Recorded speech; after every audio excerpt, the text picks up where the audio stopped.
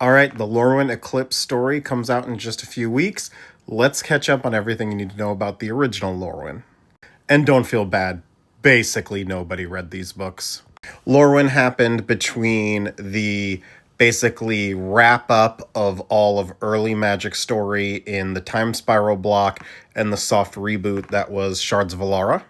And it also lacked any sort of story on the card, so no one can really be blamed for not knowing what happened.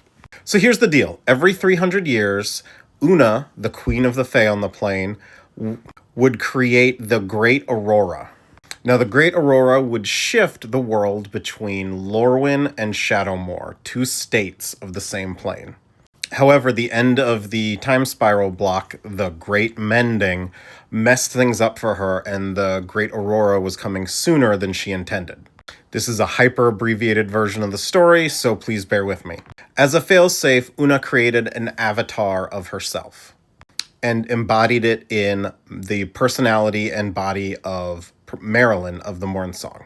Marilyn originally believes she is the real Marilyn until later she learns that she was just this copy created by Una.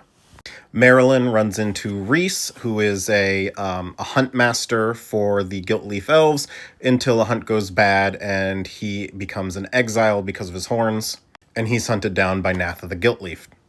Meanwhile, Rhys's old mentor, Colfanor, the Last Yew, the oldest and most powerful of the tree folk, sees an opportunity in the Great Aurora coming again sooner and hatches a plot.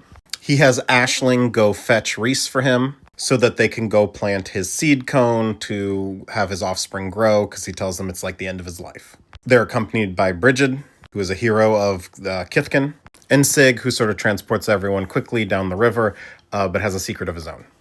They plant Colfanor's seed cone, but the whole thing turns out to have been like a double-level trap. Nath had Brigid's village hostage and orders her to stop them and make Rhys come back. When they return, Rhys is able to kill Nath in a duel, but Colfanor is killed when, for some reason, he uses Aisling to summon a greater fire elemental that incinerates him. But then we learned that power was used to accelerate his sapling's development, and it's born. Throughout all this, they're harassed by the Vendilion Clique, who is basically sent by Una to make sure Marilyn doesn't go too far astray.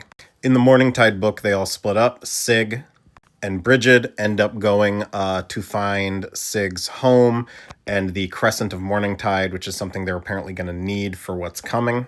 Sig turns out to be the king of the Paperfin School, and he's the heir to Morningtide. However, as Shadowmoor falls, Brigid is the one who ends up with it, and Sig turns into sort of this cutthroat version of himself. Brigid, not knowing what to do, becomes part of his crew. Marilyn and Rhys go to figure out what's going on by sneaking a peek at the dreams of Rasheen Meanderer, but they're not able to figure everything out before Shadowmoor itself falls, and Rhys is transformed. Aisling and the sapling hunt down the greater fire elemental to figure out what was happening there, but Aisling absorbs its power and becomes like a destructive version of herself in Shadowmoor. And the Vendilion Clique splits up to accompany all these folks, and they find themselves on opposing sides. On the Shadowmoor side, Rhys becomes an exile again. Aisling is stopped, and the greater fire elemental power is taken from her, restoring her mental state and to who she was. But then we're left with sort of two separate factions, the sapling, who wants to kill Una and uses Rhys's help, and Marilyn, who wants to replace Una and goes a bit megalomaniacal for a minute.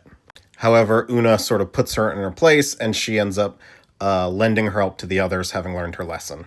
The sapling is killed as they destroy Una's source, this big flower, and Rhys uses his poison magic to finish Una off. However, Una's not really dead. We see her disembodied voice spawn some more fairies afterwards. And that is the hyper-abbreviated version of the original Lorwyn and Shadowmoor story. There's a lot more stuff that happens, but that's all you really would need to know going in.